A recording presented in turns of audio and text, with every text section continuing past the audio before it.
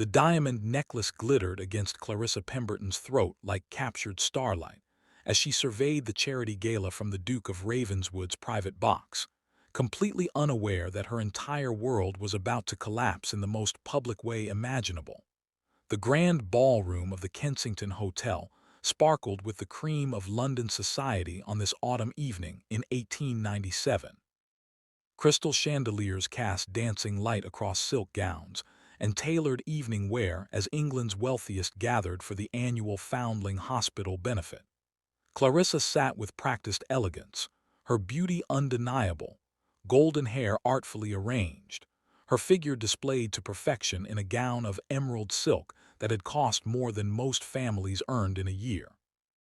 The necklace she wore, a gift from Duke William Ashcroft just last week, announced to everyone present exactly what she was: the Duke's mistress, and soon, if her plans succeeded, the next Duchess of Ravenswood. Duke William's wife, Duchess Helena, had died 8 months ago after a long illness. Society's mourning period was nearly complete, and Clarissa had positioned herself perfectly. For the past 3 years, she had been William's companion, carefully cultivating the relationship while Helena slowly faded. Now, with the Duchess gone and no children to complicate matters, Clarissa believed her ascension was inevitable. She had already begun planning the wedding in her mind, a grand affair that would force society to accept her transformation from mistress to duchess. True, she came from common stock, the daughter of a failed merchant, but William's passion for her would overcome such obstacles. Her beauty had captivated him completely, or so she believed. What Clarissa didn't know was that every major charity director in London had received a letter 3 weeks ago. What she didn't know was that those letters had been written by someone who had spent 3 years documenting every cruelty, every manipulation, every calculated move Clarissa had made. What she didn't know was that tonight was not the beginning of her triumph, but the end of her schemes. From across the ballroom, Lady Beatrice Hartley watched Clarissa with calm, knowing eyes. At 63, Lady Beatrice was one of London's most respected philanthropists, a woman whose dedication to charitable works had made her both beloved and influential. She sat at the head table reserved for the charity's board of directors, a simple but elegant woman whose wealth was surpassed only by her reputation for fierce integrity. Lady Beatrice had loved Duchess Helena like a daughter. She had also witnessed with growing horror how Clarissa had treated the dying woman, not openly, where society could see, but in small, private cruelties that only those paying close attention would notice. 3 weeks ago, Lady Beatrice had sent her letters. The evening's program began with welcome remarks from Lord Ashford, the charity's chairman. The usual pleasantries followed, thanks to generous donors, updates on the Foundling Hospital's work, emotional testimonials from children whose lives had been changed by the charity's interventions. Then came the surprise addition to the program. "Ladies and gentlemen," Lord Ashford announced, "we have a special presentation this evening from Lady Beatrice Hartley, who wishes to honor the memory of our late Duchess Helena of Ravenswood, whose generosity to this institution was unparalleled." Shifted uncomfortably in her seat, she disliked any attention being drawn to the dead Duchess, preferring that William forget his late wife as quickly as possible. Lady Beatrice rose and walked to the podium with dignified grace. The room fell silent, sensing something significant was about to occur. Duchess Helena was more than a benefactor to this charity, Lady Beatrice began, her voice clear and strong. She was a woman of extraordinary compassion who understood what it meant to be vulnerable, to be cast aside, to be judged unfairly by a world that values beauty and youth over character and kindness. Felt the Duke stiffen beside her, but she remained confident. This was merely a memorial tribute. Soon it would end, and the evening would continue. Lady Beatrice continued. In the final months of her life, as she battled an illness that would ultimately claim her, Helena spent her time doing something remarkable. She established a fund, a very substantial fund, to help women who had been exploited, manipulated, or discarded by those with power over them. Now Clarissa's attention sharpened. Something in Lady Beatrice's tone had changed. "Duchess knew, you see, what it was like to watch someone work to replace her even before she was gone. She knew the particular cruelty of being sick and vulnerable while another woman paraded through your home, wore jewels purchased with your husband's money, and counted the days until your death would free her to claim your position. Ballroom had gone utterly silent. Every eye turned toward the Duke's box, where Clarissa sat frozen, her face draining of color. Duke William stood abruptly. "Lady Beatrice, this is highly inappropriate." "Sit down, William," Lady Beatrice said, her voice sharp as a blade. "You've indulged in inappropriate behavior for 3 years. You can endure 10 minutes of truth." Duke sat, looking stunned that someone would dare speak to him so directly. Lady Beatrice's gaze swept across the assembled crowd before landing on Clarissa. "Helena documented everything, you see. Every time you, Miss Pemberton, deliberately left the Duchess's medicine just out of reach when you knew she was too weak to get it herself. Every time you wore her deceased mother's jewelry that the Duke had given you without her permission. Every time you made cutting remarks about how tedious it was waiting for certain situations to resolve themselves." Clarissa's hands were trembling now. That's lies. I never." "You did," a new voice interrupted. Mrs. Dorothy Fletcher, the Ravenswood household's head housekeeper for 30 years, stood from her seat in the gallery. "I witnessed it, Miss Pemberton. I kept a record just as the Duchess asked me to. You made that poor dying woman's last months a misery." Several other voices joined in, ladies' maids, servants, even a nurse who had cared for Helena in her final weeks. One by one, they stood and confirmed what Lady Beatrice had said. "Helena knew you believed you'd be the next Duchess," Lady Beatrice continued. "She knew the Duke was too besotted to see your true nature, so she did something both merciful and just.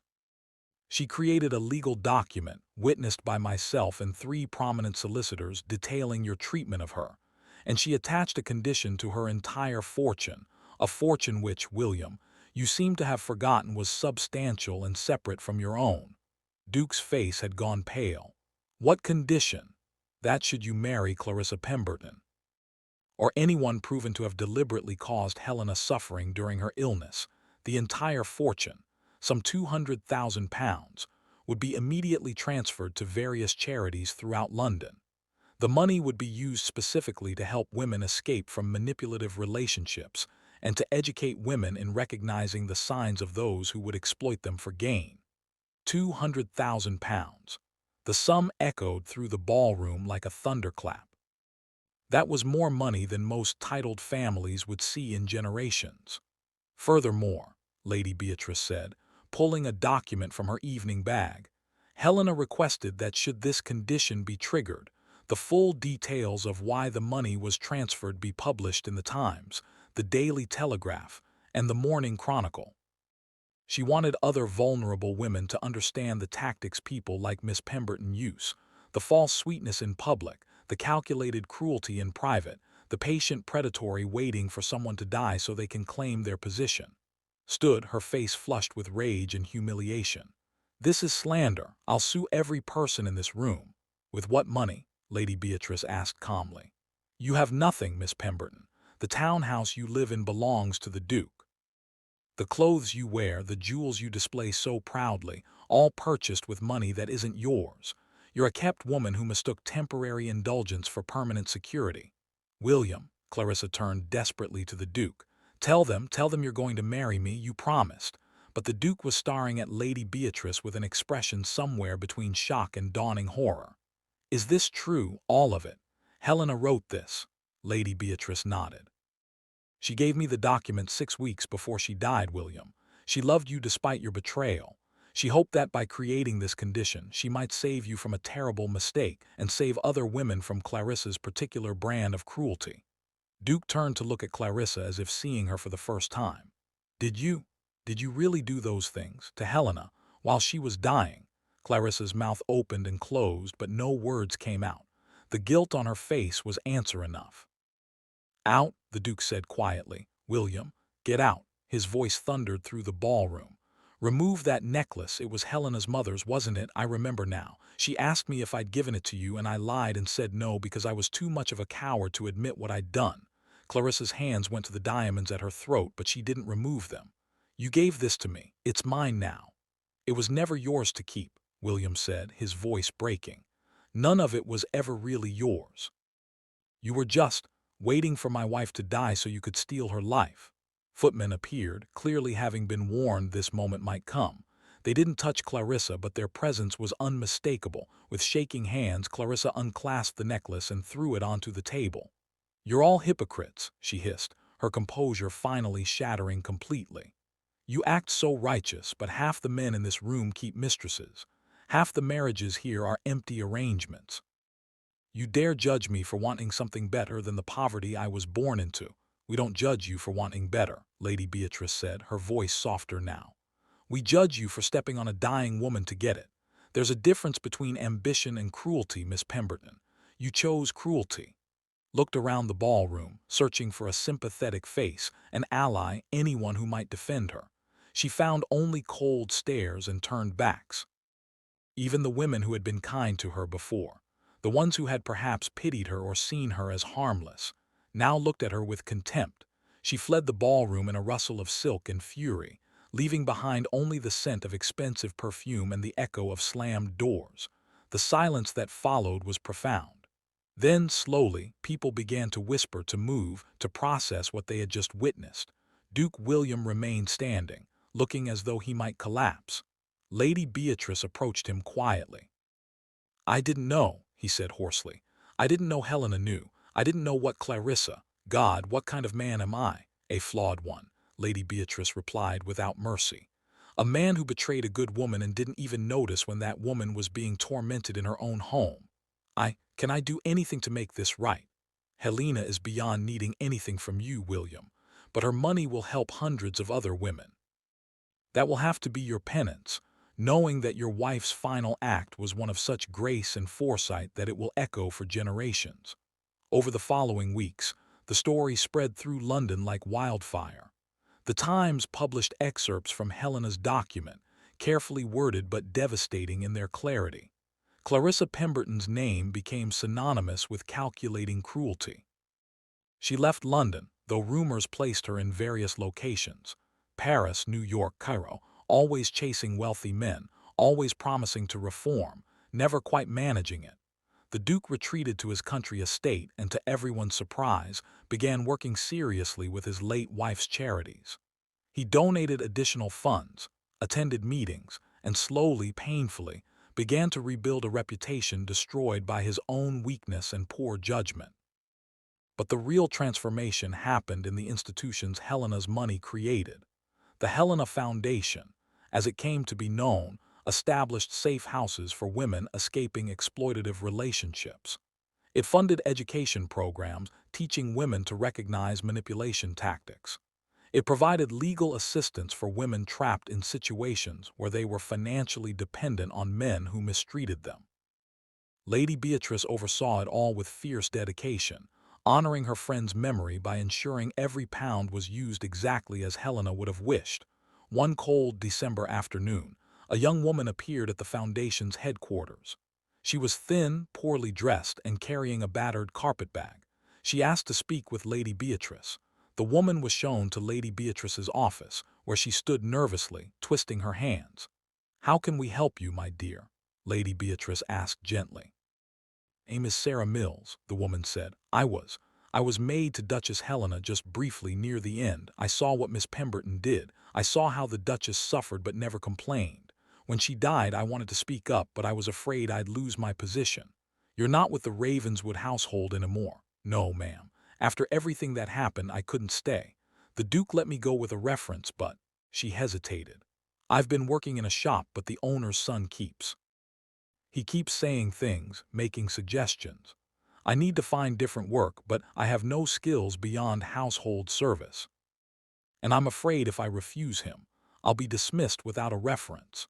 Lady Beatrice felt the familiar anger at injustice rising in her chest. This was exactly the kind of situation Helena had wanted to address. "Tell me everything," she said. 2 hours later, Sarah had been enrolled in the Foundation's secretarial training program, placed in temporary housing in one of the Foundation's safe residences, and assured that she would never have to endure harassment as a condition of earning her living. As Sarah left, tears of relief streaming down her face, Lady Beatrice stood at her window looking out over London. Somewhere in this vast city, other women were suffering, trapped, frightened. But because of Helena's courage and foresight, there was now a place they could turn.